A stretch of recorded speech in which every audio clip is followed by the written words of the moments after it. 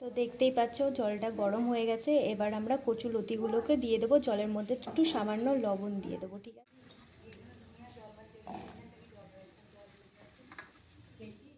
তো 2 মিনিট মতো ভাপিয়ে নেব।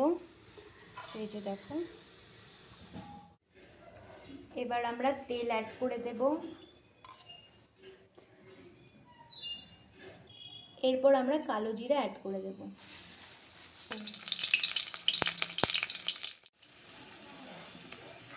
এরপর আমরা সিদ্ধ করে রাখা কচুলতিগুলো অ্যাড করে দেব।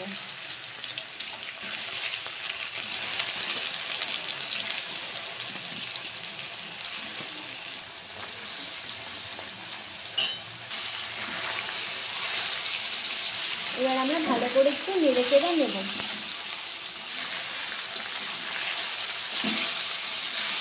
এবার আমরা কিছুটা পরিমাণে লবণ অ্যাড করে দেবো, তোমরা তোমাদের স্বাদ অনুযায়ী লবণ অ্যাড করবে।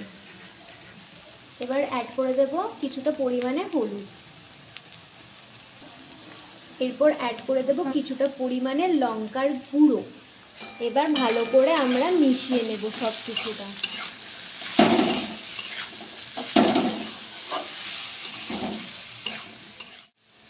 এরপর আমরা অ্যাড করে দেব সর্ষে পোস্ত বাটা। তোমরা এখানে শুধু সর্ষেও অ্যাড করতে পারো। এবার ভালো করে একটু নেড়ে চেড়ে নেব।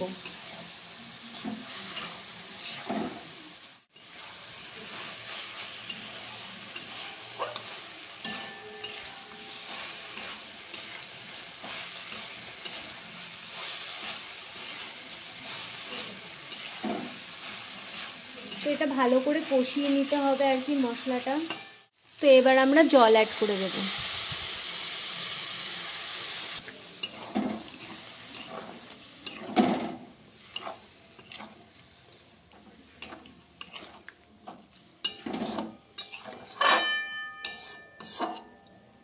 এবার আমরা গ্যাসটাকে লো ফ্লেমে রেখে ঢাকা দিয়ে রেখে দেব।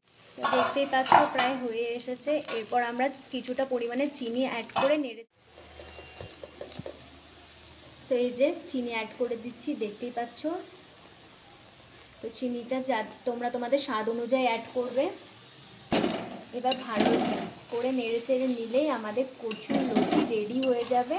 তো কেমন লাগলো তোমাদের রেসিপিটা অবশ্যই তোমরা জানাবে। আর হ্যাঁ, বাড়িতে সবাই ট্রাই করে দেখবে, অসাধারণ খেতে হয় আর কি।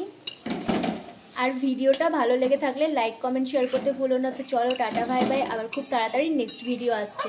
বাই। তো দেখো পুরো কমপ্লিট হয়ে গেছে।